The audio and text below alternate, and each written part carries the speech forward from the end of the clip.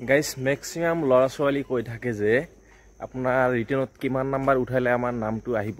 তো গাইস মই এইখন ভিডিঅ'ত কৈছো যে আপোনালোকে জাস্ট এটা কমেন্ট কৰক কোন ডিস্ট্ৰিক্টৰ হয় আৰু কিমান নাম্বাৰ ফিজিকেলত পাইছে।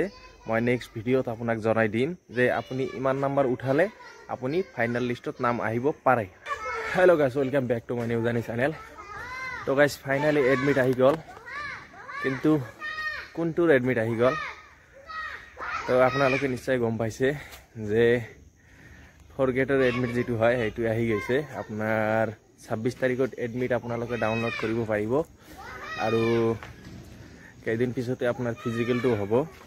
আৰু গাইস আপোনাৰ এবি ইউবিৰ যেটো পোষ্ট আছে সেইটো আপোনালোকে হয়তো 30 তাৰিখৰ ভিতৰতে আপোনালোকে এডমিটটো পাই যাব পাৰে। আৰু গাইস আপোনালোকে আৰু এটা কথা, আপোনালোকে ৰিটেনত কিমান নাম্বাৰ পালে মানে আপুনি ফাইনাল লিষ্টত মানে নাম আহিব, তো আপোনালোকে জাস্ট এটা কাম কৰিব, এটা কমেন্ট কৰি দিব যে আপুনি ফিজিকেলত কিমান নাম্বাৰ পাইছে আৰু কোনখন ডিস্ট্ৰিক্টৰ হয়। জাস্ট আপুনি কমেন্ট কৰি জনাই দিব।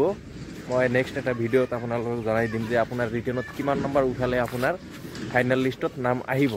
তো গাইস পাহৰি নাযাব, কমেন্ট কিন্তু কৰিব। মই নেক্সট ভিডিঅ'ত জনাই দিম। Thank U.